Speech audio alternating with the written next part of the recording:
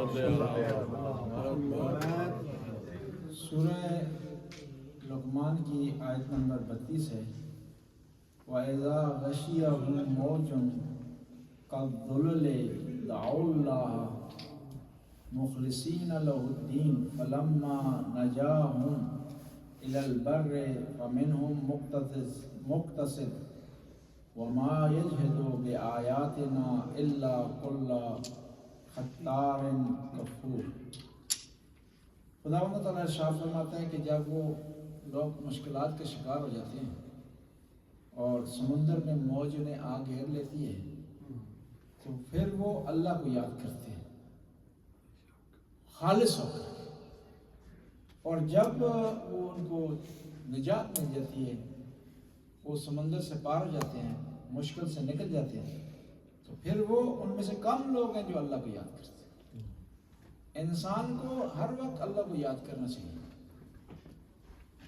خداوند تعالیٰ کی ذات پاک ہمیشہ کے لیے ہے، صرف مشکل کے لیے نہیں ہے کہ اب مشکل ہو، پریشانی ہو جائے، ٹینشن ہو، گھر والے بات نہیں مان رہے، گوتری نہیں مل رہی، تو خدا کو یاد کریں، ہمیشہ خدا کو یاد کریں۔ خدا کو آپ یاد کریں گے تو مشکل پیش ہی نہیں آئے گی، وہاں تک نوبت ہی نہیں آئے گی کہ آپ مشکل کے شکار ہو جائیں۔ ہمیشہ خدا کے ساتھ رابطے میں رہیں۔ خدا کے ساتھ رابطے میں رہنے کے کئی طریقے کار ہیں۔ تسبیح پڑھتے رہیں، سبحان اللہ کہیں، الحمدللہ کہیں، اللہ کے نام سے اللہ کو پکاریں، دعا کریں، اپنے اللہ سے بات کریں۔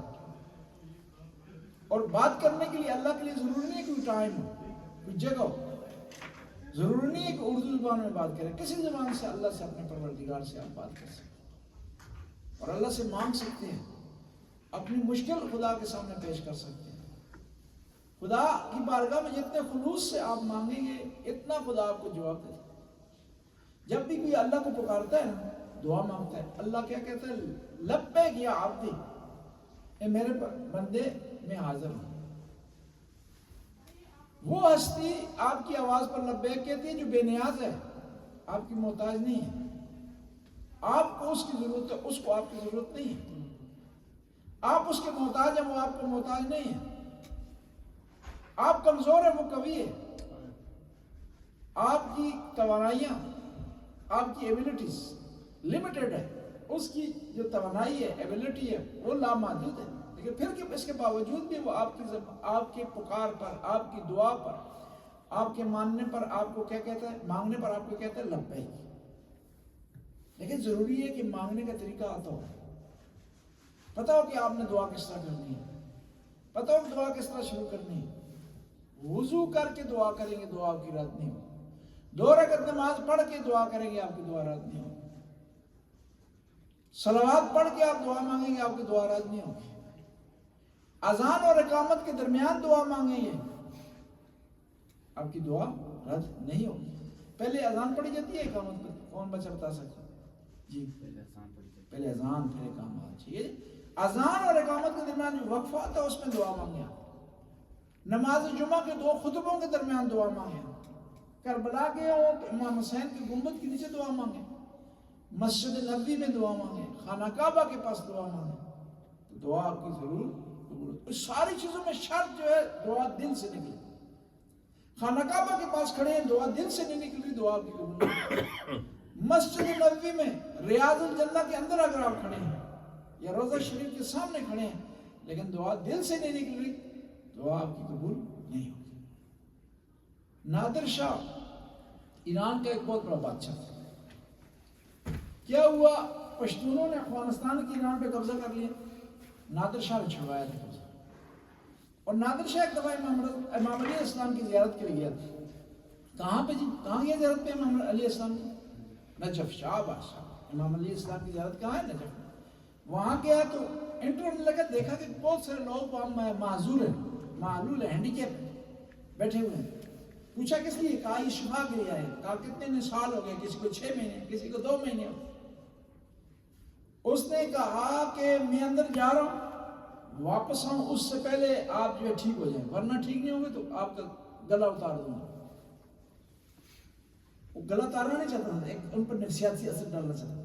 کہتے ہیں کہ جب اس نے یہ کہا نا کہ میں اندر جا رہا ہوں واپس آؤں تو آپ کو ٹھیک ہونا چاہیے. سب نے گڑ گڑا کر کے رو کر کے دعا مانگی, سارے ٹھیک ہو گئے. جب دباؤ آیا نا, دل سے دعا مانگی کہ ابھی خطرے میں جان, دعا دل سے مانگی تو وہ ٹھیک ہو گئے. یعنی اگر آپ دل سے دعا مانگیں گے خدا کی بارگاہ میں, دعا آپ کی قبول ہو جائے گی. اور پھر دعا یہ بھی ضروری ہے کہ کون سی دعا مانگنی چاہیے. ٹافی کے لیے دعا مانگیں, چاکلیٹ کے لیے دعا مانگیں, ٹھیک ہے جی, آئی پیڈ کے لیے دعا مانگیں, آئی فون کے لیے دعا مانگیں, ان کے لیے بھی دعا مانگیں. لیکن سب سے امپورٹنٹ دعا جو یہ ہے نا, ایمان کی سلامتی کی دعا, والدین کی سلامتی کی دعا, مرحومین کی بخشش کے لیے دعا. یہ ضروری ہے کہ دعا آپ کس لیے مانگ رہے ہیں. اور ایک اور یہ ضروری ہے کہ ہمیشہ انسان دیکھتا ہے جس سے مانگ رہا ہے اس کی پوزیشن کے مطابق اس سے مانگتا ہے. یہ ایک آدمی ملینر ہے, اس سے کبھی بھی 2 کروڑ کی آپ نہیں مانگیں گے ٹافی. ایک آدمی ایک بڑی بلڈنگ رکھتا ہے, بڑی اس کی آمدنی مہینے کی, تو آپ اس کی حیثیت کے مطابق اس سے مانگیں گے. خداوند تعالیٰ سے کیا مانگیں جو کسی اور سے نہیں مل سکتے, جو والدین سے نہیں مل سکتے, جو مولانا صاحب سے نہیں مل سکتے, جو آپ دوست سے نہیں لے سکتے, جو پیسوں سے نہیں خرید سکتے, وہ خدا سے مانگیں. جو چیزیں اویلیبل ہیں, پیسوں سے خریدی جا سکتی ہیں, والدین سے مل سکتی ہیں, وہ بھی خدا سے مانگیں. لیکن اس کی ضرورت نہیں ہے کہ خدا سے مانگیں. اور خدا کے لیے وہ دعائیں محفوظ رکھیں جو آپ کی ڈیمانڈ کوئی اور پورا نہیں کر سکتا. اللہم صلی علی محمد و آل محمد. خدایا تو غفور و رحیم ہے. ان بچوں کو ترقی عطا فرما, والدین کا فرمانبردار بنا, گناہوں سے محفوظ رہنے کی توفیق عطا فرما. اللہ نے اچھی تربیت عطا فرما, قرآن کی تلاوت